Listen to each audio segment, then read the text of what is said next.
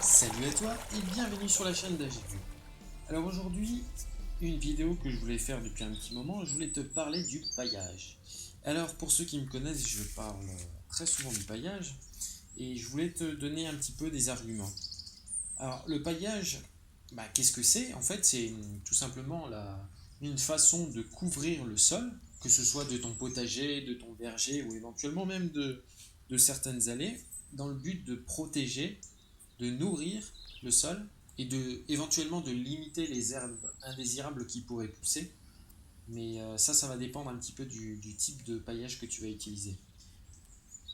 Alors le paillage, on l'appelle aussi mulch, et même dans la plupart des vidéos YouTube que je peux voir, on appelle souvent ça du mulch. Il peut être réalisé avec différents types de matériaux. Alors ça, je t'en parlerai plus en détail dans une prochaine vidéo. Mais on peut utiliser de la paille, du foin, du bois raméal fragmenté, des copeaux. Alors quand on dit de la paille, ça peut être de la paille de blé, de la paille de chanvre, etc. Même des cailloux, pourquoi pas, ça peut marcher aussi. Quoi qu'il en soit, d'un point de vue écologique, le meilleur, c'est toujours d'utiliser le matériau le plus près de chez soi. Donc c'est-à-dire si tu as beaucoup de foin à disposition, tu vas utiliser du foin. Si par contre tu as de la paille, tu vas utiliser de la paille. Et j'ai aussi rencontré une fois un jardinier qui utilisait du miscanthus. Il avait énormément de miscanthus chez lui, donc il le coupait en fait et il pouvait l'utiliser comme paillage. C'était pas mal aussi. Euh, si par exemple tu élèves des moutons, tu peux utiliser pourquoi pas la laine de mouton pour faire ton paillage. Ça peut marcher aussi. Donc bref, tu vas utiliser en gros ce qui est à ta disposition, ce qui est près de chez toi. Et puis bien sûr, tu vas utiliser tout ce qui est matériaux synthétiques, comme des bâches en plastique, etc. Alors, pour entrer plus en détail, quelle est l'utilité du paillage? On a dit limiter les herbes. Un mulch épais, donc un paillage épais, entre 20 et 30 cm à peu près. Le principe, c'est que ça va étouffer les herbes sauvages. Donc, comme elles sont étouffées, elles vont se décomposer. Et quand elles vont se décomposer, elles vont nourrir la vie du sol. Un autre avantage, c'est que ça va fertiliser le sol de plusieurs façons. Quand on va protéger le sol, en fait, le paillage, c'est comme une couverture. Et cette couverture, elle va protéger les êtres vivants qui sont nombreux dans le sol et qui font des déjections fertiles. Et leur mort, d'ailleurs, sera aussi une source de fertilité.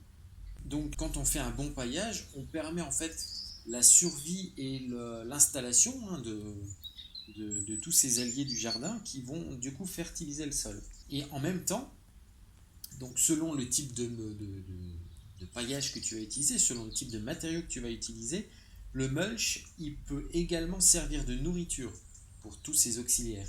Donc il y a cette double action qui va te permettre de fertiliser ton sol.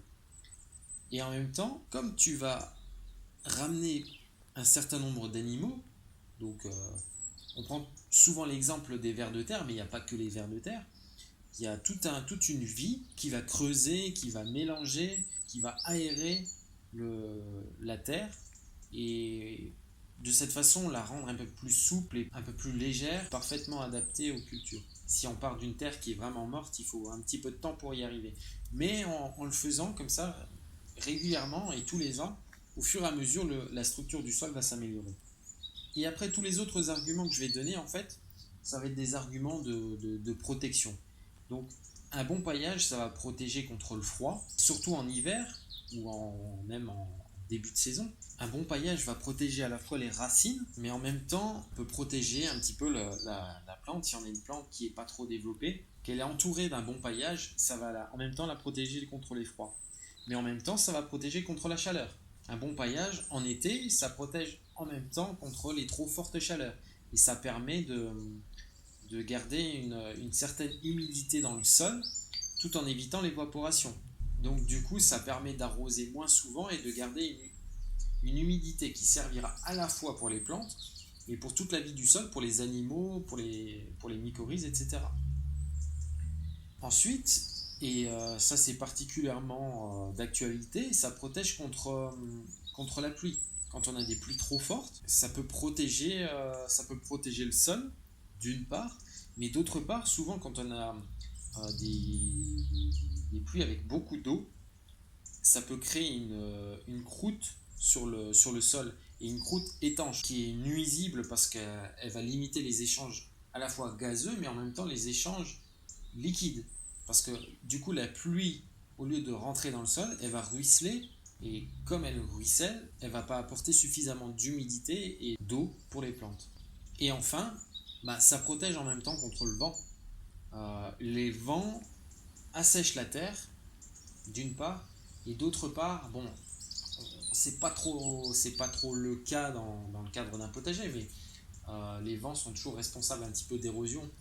Bon, nous, dans le cadre d'un potager ou d'un jardin, on n'est pas trop concerné, mais c'est vrai aussi.